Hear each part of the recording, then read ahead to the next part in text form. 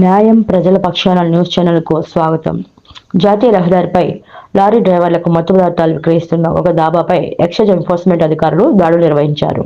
మెదక్ జిల్లా మసాయిపేట 44వ జాతీయ రహదారి పక్కన ఉన్న సేరి పంజాబీ దాబాలో excise enforcement CI Veena Reddy, SI Anil Kumar ఆధ్వర్యంలో సిబ్బంది ప్రత్యేక తనిఖీలు చేపట్టారు. దాబా హోటల్లో మత్తు పదార్థాలు విక్రయిస్తున్నారన్న సమాచారంతో దాడులు నిర్వహించిన అధికారులు దాబాలో అక్రమంగా నిల్వ ఉంచిన హెరాయిన్, మత్తు పదార్థంలో వాడే ముడి సరుకు పాపిస్ట్రీ 128 గ్రాములు స్వాధీనం చేసుకున్నట్లు అధికారులు తెలిపారు. దాబా హోటల్ మేనేజర్ రవీందర్ సింగ్ ను అదుపులోకి తీసుకుని విచారిస్తున్నామని అన్నారు.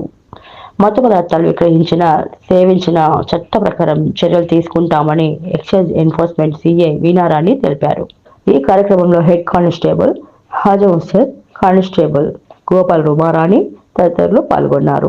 ఏసీ ఎన్ఫోర్స్మెంట్ మెదక్ డివిజన్ అధికారులమైన నేను P Veena Reddy, excise inspector, A Anil Kumar, excise sub inspector, Azam head constable, Gopal and Uma కానిస్టేబుల్తో ఒక పాపిస్ట్రా పౌడర్ అమ్ముతున్నారనే విశ్వసనీయ సమాచారం షేక్ ఈ పంజాబ్ దాబాలో జరుగుతుందని వచ్చింది.